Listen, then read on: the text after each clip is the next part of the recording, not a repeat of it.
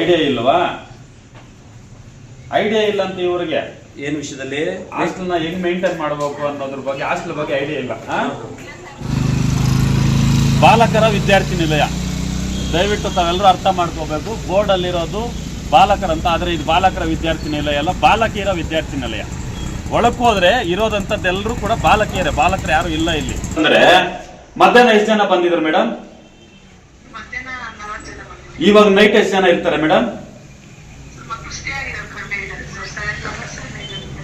ಬರೀ 7 ಮೆಂಬರ್ಸ್. ಊಟ ಎಷ್ಟು ಜನಕ್ಕೆ ಮಾಡ್ತಾ ಇದ್ದೀರಮ್ಮ ನೀವು ಇವಾಗ? ಅಲ್ಲ ಮೇಡಮ್, ಹೆಣ್ಮಕ್ಳ ಹಾಸ್ಟೆಲ್ ಇಷ್ಟೊಂದು ಬೇಜವಾಬ್ದಾರಿತನದಿಂದ ನೀವು ನಡ್ಕೊಳ್ತೀರಂತಂದ್ರೆ ಈಗ ನಡೀತಾ ಇರೋಂತ ಘಟನೆಗಳು ಏನ್ ನಡೀತಾ ಇದೆ, ನೀವು ಎಷ್ಟೊಂದು ಕೇರ್ಲೆಸ್ ಮಾಡ್ತಾ ಇದ್ದೀರಂತಂದ್ರೆ ಏನಾದ್ರೂ ಹೆಚ್ಚು ಕಮ್ಮಿ ಆದ್ರೆ ಏನ್ ಮೇಡಮ್? ಹಾಸ್ಟೆಲ್ ಯಾರಾದ್ರೂ ಬರ್ಬೋದು, ಯಾರಾದ್ರೂ ಹೋಗ್ಬೋದು, ಅದಕ್ಕೇನ್ ಲೆಕ್ಕ ಜಮ ಏನ್ ಇರಲ್ವಾ ಮೇಡಮ್ ಅವ್ರೆ? ಈಗ ನಿಮ್ಗೆ ನೈಟ್ ಎಷ್ಟು ಜನ ಇರ್ತಾರೆ ಅನ್ನೋದು ಕರೆಕ್ಟ್ ಆಗಿ ಗೊತ್ತಿಲ್ಲ. ಎಷ್ಟು ಜನಕ್ಕೆ ಫುಡ್ ಮಾಡ್ತೀರಾ? ಈ ಊಟ ಎಷ್ಟು ಜನಕ್ಕೆ ಮಾಡ್ತೀರಾ ಈಗ ನೈಟ್ ನೀವು? ಹಾ, ಟೋಟಲ್ ಎಷ್ಟು ಜನ ಇದ್ದಾರೆ ಮೇಡಮ್? 53. ಮಧ್ಯಾಹ್ನ 47 ಮೆಂಬರ್ಸ್ ಊಟ ಮಾಡ್ಕೊಂಡು ಹೋಗ್ತಾರೆ. ಮಧ್ಯಾಹ್ನ ಊಟ ಮಾಡ್ಕೊಂಡು ಹೋದವ್ರು ಮತ್ತೆ ಹಾಸ್ಟೆಲ್ ಬಂದಿಲ್ಲ ಅಂದ್ರೆ ಅದು ಜವಾಬ್ದಾರಿ ಯಾರ್ದು?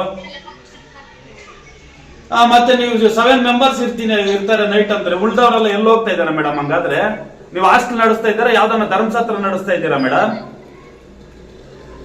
ಒಂದು ಲೇಡೀಸ್ ಹಾಸ್ಟೆಲ್ ವಾರ್ಡನ್ ಆಗಿ ನೀವು ಇದೇನ ಉತ್ತರ ಕೊಡ್ಬೇಕಾಗಿರೋದು ಮೇಡಮ್? ಟೋಟಲ್ ಅಟೆಂಡೆನ್ಸ್ ಎಷ್ಟಿರುತ್ತೆ ಮೇಡಮ್ ರೆಗ್ಯುಲರ್ ನಿಮ್ದು?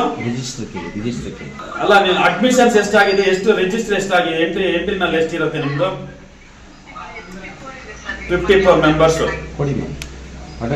ಸ್ವಲ್ಪ ಬುಕ್ಸ್ ಎಲ್ಲ ಕೊಡಕ್ಕೆ ಮೇಡಮ್ ಅವ್ರನ್ನ. ಅಡಿಗೆ ಮಾಡೋರು ಮಾತ್ರ ಇದ್ದಾರೆ. ಹಲೋ, ಬುಕ್ಸ್ ಎಲ್ಲ ಇವಾಗ ಬೇಕು ಮೇಡಮ್. ನೀವು ಬರ್ತೀರಾ ಅಥವಾ ಏನ್ ಮಾಡ್ತೀರಾ ಹೇಳಿ ಮೇಡಮ್?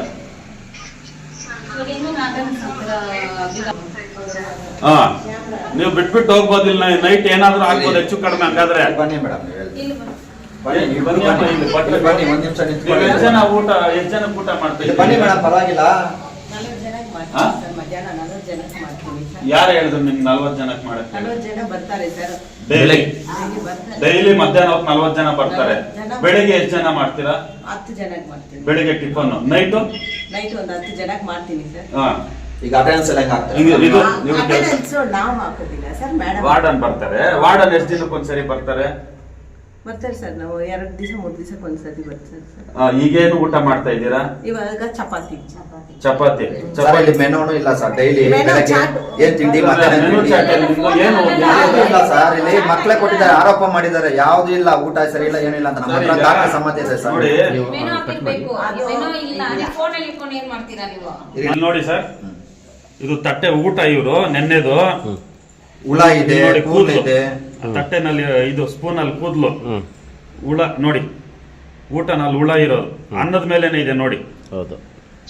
ಮತ್ತೆ ಈಗ ಸರ್ ಈಗ ಇದು ಇಲ್ಲಿನ ಇದು ನೋಡಿ, ಹುಳ ಕೈಯಲ್ಲಿ, ಮಕ್ಕಳು ಕೈಯಲ್ಲಿ ಇಟ್ಕೊಂಡಿರೋದು ನೋಡಿ. ತಟ್ಟೆಯಲ್ಲಿರುವಂತ ಊಟ ನೋಡಿ. ಈ ಫೋಟೋ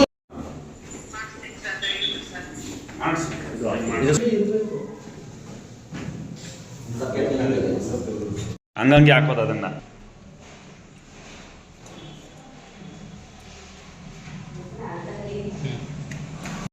ಯಾವ ಹಾಸ್ಟೆಲ್ ಅಲ್ಲಿ ಇದ್ದೀರಿ ನೀವು? ಇಲ್ಲಿ ನಿಮ್ಮ ಹಾಸ್ಟೆಲ್ ಹೆಸರು ಹೇಳ್ರು? ಮೈನಾರಿಟಿ. ಎಷ್ಟು ಜನ ಇದ್ದೀರಮ್ಮ ಇಲ್ಲಿ? ಬಂದು ಊಟ ತಿಂದು 40 ಜನ ಬರ್ತಾರೆ. ನಾವು ಇಲ್ಲಿ ಸ್ಟೇ ಮಾಡೋರು 5 ಮೆಂಬರ್ಸ್. ಬೆಳಗ್ಗೆ ಟಿಫನ್ಗೆ 40 ಎಷ್ಟು ಜನ ಬರ್ತಾರೆ? 40. ಮಧ್ಯಾಹ್ನ ಊಟಕ್ಕೆ ಎಲ್ಲ ಎಲ್ಲಿ ಓದ್ತಾರೆ ಅವರೆಲ್ಲ? Girls college. ಎಲ್ಲ ಕಾಲೇಜ್ ಮಕ್ಕಳೇನ ಇಲ್ಲಿ? ಹೈಸ್ಕೂಲ್ ಮಕ್ಳು ಯಾರು ಇಲ್ಲ ಇಲ್ಲಿ? ಎಲ್ಲ ಹೈಸ್ಕೂಲ್ ಕಾಲೇಜ್ ಅವರೇ. ನೈಟ್ ಆದ್ರೆ ಎಷ್ಟು ಜನ ಉಳ್ಕೊಳ್ತೀರಾ? ಬರೀ 5 ಮೆಂಬರ್ಸ್. ವಾರ್ಡನ್ ಎಷ್ಟು ದಿವಸಕ್ಕೆ ಒಂದ್ಸರಿ ಬರ್ತಾರೆ ಇಲ್ಲಿ? ವಾರ್ಡನ್ ನೀವು ನೋಡ್ತೀರಾ ವಾರ್ಡನ್ ಡೈಲಿ? ನಾವು ಬೇರೆ ಕಾಲೇಜ್ ಹೋಗ್ತೀವಿ ಅಂಕಲ್. ಅಲ್ಲ, ಕಾಲೇಜ್ ಹಾಸ್ಟೆಲ್ ನೀವು ನೋಡ್ತೀರಾ? ನೀವು ನೋಡಲ್ಲ ವಾರ್ಡನ್, ನೀವು ನೋಡಲ್ಲ. ಈಗ ಇಲ್ಲಿ ಕೊಡುವಂತ ಫುಡ್ ನಿಮಗೆ ಸ್ಯಾಟಿಸ್ಫ್ಯಾಕ್ಷನ್ ಆಗಿದೆಯಾ? ಅದು ಜೋರಾಗಿ ಹೇಳಿಮ್ಮ. ಏನೇನು ಕೊಡ್ತಾರಮ್ಮ ಇಲ್ಲಿ? ಕ್ಲೀನಾಗಿ ಕೊಡ್ತಾರಾ? ಎಲ್ಲ ಕ್ಲೀನ್ ಇದೆಯಾ? ಕ್ಲೀನ್ ಆಗಿದೆಯಾ? ಊಟ ಕ್ಲೀನಾಗಿ ಕೊಡ್ತಾರೆ. ಕನ್ನಡ ಅರ್ಥ ಆಗತ್ತಾನೆ. ಕ್ಲೀನಾಗಿ ಕೊಡ್ತಾರ? ಜೋರಾಗಿ ಹೇಳಿ, ತೊಂದರೆ ಇಲ್ಲ. ಊಟದಲ್ಲಿ ಕೇಳಿದಿರಾ? ಕೇಳಿದಿರಾ? ಏನ್ ಹೇಳ್ತಾರೆ ಅವರು? ಯಾಗಿದ್ರೂ ತಿನ್ಬೇಕು ಅಂತ ಯಾರಿದ್ರು ತಿನ್ಬೇಕಂತ ಹೇಳಿದ್ಯಾರ ಅವರು? ಅಡಿಗೆಯವರ ಇಲ್ಲಾಂದ್ರೆ ವಾರ್ಡನ್? ಅಡಿಗೆಯವರ? ಹೇಗಿದ್ರು ತಿನ್ಬೇಕು ಅಂತ ಅವ್ರಿಗೆ ತಿನ್ಬೇಕು. ಹೇಗಿದ್ರು ತಿನ್ಬೇಕು. ಬೇರೆ ಏನು ಹೇಳಲ್ವ ಅವರು? ಏನೋ ನೀವು ಕೇಳಿದ್ರೆ ಏನು ಬೈತಾರ? ಏನಿಲ್ವಲ್ಲ. ಅವ್ರೇನ್ ಮಾಡಿದ್ಯಾ? ನೀರು ಬರಲ್ವಾ? ನೀರು ಬರುತ್ತೆ, ಒಂದೊಂದು ಟೈಮ್ ಬರೋದಿಲ್ಲ ಸರ್. ಬಟ್ ಬಿಸಿ ನೀರಿದೆಯಾ? ಅಷ್ಟು ವ್ಯವಸ್ಥೆ ಇಲ್ಲ ಸರ್. ಸ್ನಾನ ಮಾಡಕ್ ಬಿಸಿನೀರು ಕೊಡಲ್ಲ? ಇದೇ ಒಂದೇ ಇದೆ ಸರ್. ಒಂದೇ ಇದೆ. ಸಿಗುತ್ತಾ ಬಿಸಿನೀರು? ಕೊಡ್ತಾರ ನಿಮ್ಗೆ? ಬಿಸಿ ನೀರು ಅದ್ರಲ್ಲಿ ಬರ್ತಾ ಇಲ್ಲ ಸರ್. ಒಬ್ರು ಮಾತಾಡಿ. ಬಿಸಿನೀರು ಸಿಗುತ್ತಾ? ಇವಾಗ ಬಿಸಿ ನೀರು ಅದ್ರಲ್ಲಿ ಕರೆಕ್ಟ್ ಆಗಿ ಬರ್ತಾ ಇಲ್ಲ ಸರ್. ಬರ್ತಾ ಇಲ್ಲ. ಟಾಯ್ಲೆಟ್ಸ್ ಎಲ್ಲ ಕ್ಲೀನ್ ಆಗಿದೆಯಾ? ಕ್ಲೀನ್ ಮಾಡಲ್ವಾ ಯಾರು? ಮತ್ತೆ ಇದು ನಿಮಗೆ ಬೆಡ್ಶೀಟು ಕಿಟ್ಟೆಗಳು ಎಲ್ಲ ಕೊಟ್ಟಿದ್ದಾರಾ? ಕಿಟ್ ಏನೋ ಕೊಟ್ಟಿಲ್ಲ. ಬೆಡ್ ಬೆಡ್ಶೀಟ್ ಎಲ್ಲ ಕೊಟ್ಟಿದ್ದಾರೆ. 6 months ಇಂದ ಕಿಟ್ ಇದುವರೆಗೂ ಕೊಟ್ಟಿಲ್ಲ. ಎಲ್ಲ ನೀವು ಇದು ಮಾಡ್ಕೊಂಡು ಮನೆಯಿಂದ ತರಿಸ್ಕೊಳ್ತಾ ಇದ್ದಾರೆ. ಓಕೆನಾ? ಸರಿ. ಇದು ಬೆಳಿಗ್ಗೆ ಏನ್ ಹಾಕ್ತಾರೆ ಟಿಫನ್ ಡೈಲಿ? ನಿಮ್ಗೆ ಏನೇನು ತೊಂದರೆ ಇದೆ ಎಲ್ಲ ಹೇಳಿ. ಬೆಳಿಗ್ಗೆ ಟಿಫನ್ ಏನ್ ಹಾಕ್ತಾರೆ ಡೈಲಿ? ಶಾಕ್ ಹೊಡೆಯುತ್ತಾ? ಶಾಕ್ ಹೊಡೆಯತ್ತಂತೆ ಸರ್. ಶಾಕ್ ಹೊಡೆಯುತ್ತಾ? ನೀವು ಯಾರಿಗೆ ವಾರ್ಡನ್ ಹೇಳಿ ರಿಪೇರ್ ಏನ್ ಮಾಡಿಸಿಲ್ವಾ? ಏನ್ ಹೇಳ್ತಾರೆ ಅವರು? ಬರ್ತಾರೆ. ಎಷ್ಟು ದಿವಸದಿಂದ ಹೇಳ್ತಾ ಇದ್ದಾರೆ ನೀವು ಮಾತು? ಸರ್ ನಾವು ಒಂದು 6 ತಿಂಗಳಿಂದ ಇದ್ದೀವಿ. ಇದುವರೆಗೂ ರೆಡಿ ಮಾಡ್ಸಕ್ಕೆ ಯಾರು ಬಂದಿಲ್ಲ. ನೀವು ಒಂದು 6 ತಿಂಗಳಿಂದ ಇದೀರ. ಆ ಟೈಮಲ್ಲಿ 5 ಜನ ಇದ್ದೀರಾ? ಇರೋದು 5 ಜನ. ಓಕೆ. ಈ ಕಡೆ ಬರ್ತೀನಿ ಸರ್. ನಾವೇನು ಇವತ್ತು KGF ನಲ್ಲಿರುವಂತಹ ಅಲ್ಪಸಂಖ್ಯಾತರ ಮೆಟ್ರಿಕ್ ನಂತರದ ಬಾಲಕರ ವಿದ್ಯಾರ್ಥಿ ನಿಲಯ. ದಯವಿಟ್ಟು ತಾವೆಲ್ಲರೂ ಅರ್ಥ ಮಾಡ್ಕೋಬೇಕು. ಬೋರ್ಡಲ್ಲಿರೋದು ಬಾಲಕರಂತ, ಆದರೆ ಇದು ಬಾಲಕರ ವಿದ್ಯಾರ್ಥಿ ನಿಲಯ ಅಲ್ಲ, ಬಾಲಕಿಯರ ವಿದ್ಯಾರ್ಥಿ ನಿಲಯ. ಒಳಕ್ಕೆ ಹೋದ್ರೆ ಇರೋದಂಥದ್ದೆಲ್ಲರೂ ಕೂಡ ಬಾಲಕರು ಯಾರು ಇಲ್ಲ ಇಲ್ಲಿ. ಒಂದು ಬೋರ್ಡ್ನ ಕೂಡ ಸರಿಯಾಗಿ ಮೇಂಟೈನ್ ಮಾಡೋಕ್ಕಾಗದೇ ಇರೋಂಥ ದುಸ್ಥಿತಿಯಲ್ಲಿ ಇವತ್ತು ಈ ಒಂದು ಏನು ಅಲ್ಪಸಂಖ್ಯಾತರ ಹಾಸ್ಟೆಲನ್ನು ಮೇಂಟೈನ್ ಮಾಡ್ಕೊಂಡು ಬರ್ತಾ ಇದ್ದಾರೆ ವಾರ್ಡನ್ ಅವರು. ಒಳಗೆ ಹೋದರೆ ಸಮಸ್ಯೆಗಳೇ ಬರೀ ಸಮಸ್ಯೆಗಳೇ ಇರೋದಿಲ್ಲ. ಕರೆಕ್ಟಾಗಿ ಯಾವುದೂ ಕೂಡ ಒಂದೂ ಇಲ್ಲ. ಹಾಸ್ಟೆಲ್ ವಾರ್ಡನ್ ಏನಿದ್ದಾರೆ ವರಲಕ್ಷ್ಮಿ ಅಂತ ಚಾರ್ಜಲ್ಲಿ ಇರೋದಂತೆ. ಅವರು ವಾರಕ್ಕೊಂದು ದಿನ ಕೂಡ ಈ ಹಾಸ್ಟೆಲ್ಗೆ ವಿಸಿಟ್ ಮಾಡೋದಿಲ್ಲ. ಟೋಟಲಾಗಿ 53 ಜನ ಇಲ್ಲಿ ರಿಜಿಸ್ಟ್ರಲ್ಲಿದ್ದಾರೆ ಮಕ್ಕಳು. ಆದರೆ ಮಧ್ಯಾಹ್ನ ಊಟಕ್ಕೆ 45 ಜನ ಬರ್ತಾರಂತೆ. ಬೆಳಗ್ಗೆ ಟಿಫನ್ 10 ಜನ ಮಾಡ್ತಾರೆ. ರಾತ್ರಿ ಸ್ಟೇ ಆಗೋದು ಹಾಸ್ಟೆಲಲ್ಲಿ ಬರೀ 5 ಜನ ಹೆಣ್ಮಕ್ಳಿಲ್ಲಿ. ಒಂದು ಶೌಚಾಲಯ ಇಲ್ಲ, ಒಂದು ಬಿಸಿ ನೀರಿಲ್ಲ. ಅವರಿಗೆ ಮಂತ್ಲಿ ಸರ್ಕಾರದಿಂದ ಕೊಡಬೇಕಾಗಿರೋಂಥ ಸೌಲಭ್ಯಗಳೇನೆಲ್ಲ ಬರುತ್ತೆ, ಒಂದು ಸೋಪ್ ಆಗಿರ್ಬೋದು, ಸೊರ್ಪ್ ಆಗಿರ್ಬೋದು, ಪೇಸ್ಟ್ ಆಗಿರ್ಬೋದು, ಯಾವುದು ಇವರು ಕೊಡ್ತಾ ಇಲ್ಲ. ಆ ಕನಿಷ್ಠ ಪಕ್ಷ ಅವರಿಗೆ ನೈಟು ಈ ಚಳಿಗಾಲದಲ್ಲಿ ಹೊಚ್ಕೊಳ್ಳೋಕ್ಕೆ ಒಂದು ಬೆಡ್ಶೀಟ್ ಕೂಡ ಸರಿಯಾಗಿ ಇವ್ರು ನೀಡ್ತಾ ಇಲ್ಲ ಅನ್ನೋದು ಮಕ್ಕಳು ಮಾಡ್ತಾ ಇರೋಂಥ ಆರೋಪ. ಇದ್ರ ಜೊತೆಗೆ ಮುಖ್ಯವಾಗಿ ಆಹಾರದಲ್ಲಿ ಹುಳಗಳು ಬೀಳ್ತಾ ಇದೆ ಅಂತ ಮಕ್ಕಳೆಲ್ಲ ಫೋಟೋ ಸಮೇತ ನಮಗೆ ಕಳಿಸ್ಕೊಟ್ಟಿದ್ದಾರೆ. ಊಟದಲ್ಲಿ ಹುಳ ಇದೆ, ಕೂದಲಿದೆ, ಪೂರ್ತಿ ಗಲೀಜಿದೆ. ಅಕ್ಕಿನ ನೀವು ನೋಡ್ಬೋದು, ಅಕ್ಕಿನ ಕ್ಲೀನ್ ಕೂಡ ಮಾಡೋದಿಲ್ಲ.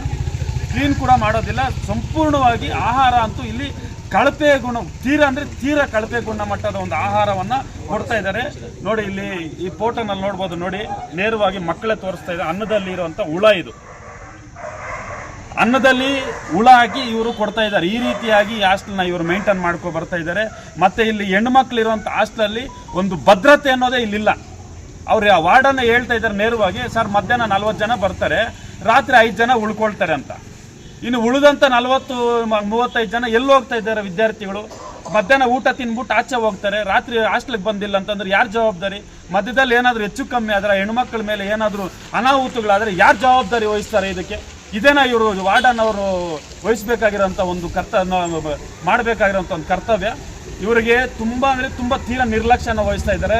ಇದ್ರ ಜೊತೆಗೆ ಇವ್ರಿಗೆ ಯಾರು ಚಾರ್ಜ್ ಹಾಕಿದಾರೋ ಮೇಲಾಧಿಕಾರಿಗಳು, ಅವ್ರಿಗೂ ಕೂಡ ಜವಾಬ್ದಾರಿ ಇಲ್ಲ. ಮೇಲಾಧಿಕಾರಿಗಳು ಅಂತ ಜಿಲ್ಲಾ ಮಟ್ಟದ ಅಧಿಕಾರಿಗಳು ಒಂದು ದಿನ ಕೂಡ ಇಲ್ಲಿ ಬಂದು ಈ ಹಾಸ್ಟೆಲಲ್ಲಿ ವಿಸಿಟ್ ಮಾಡಿ ಮಕ್ಕಳ ಸೌಕರ್ಯ ಬಗ್ಗೆ, ಮಕ್ಕಳ ಸೌಲಭ್ಯಗಳ ಬಗ್ಗೆ, ಹೆಂಗೆಲ್ಲ ಇದೆ ಹಾಸ್ಟೆಲ್ನ ಒಂದು ಪರಿಸ್ಥಿತಿ ಬಗ್ಗೆ ಕೇಳೋರು ಮಾಡೋರು ಇಲ್ಲ ಅಂತ ನೀಟಾಗಿ ಇಲ್ಲಿ ಅರ್ಥ ಆಗ್ತಾ ಇದೆ ನಮಗೆ. ಆದ್ದರಿಂದ ಕೂಡಲೇ ಈ ಹಾಸ್ಟೆಲ್ ಏನಿದೆ, ಹಾಸ್ಟೆಲ್ಗೆ ಸಂಬಂಧಪಟ್ಟ ಅಧಿಕಾರಿಗಳೇನಿದ್ದಾರೆ, ಮುಖ್ಯವಾಗಿ ಇಲ್ಲಿ ಕೆಲಸ ಮಾಡುವಂಥ ಅಡುಗೆ ಭಟ್ರು ಏನಿದ್ದಾರೆ, ಸಹಾಯಕರು ಇರ್ಬೋದು, ಅಡುಗೆಯವರು ಏನಿದ್ದಾರೆ, ಇವ್ರನ್ನ ಇಮಿಡಿಯೇಟ್ಲಿ ಕೆಲಸದಿಂದ ತೆಗಿಬೇಕಿಲ್ಲಿ.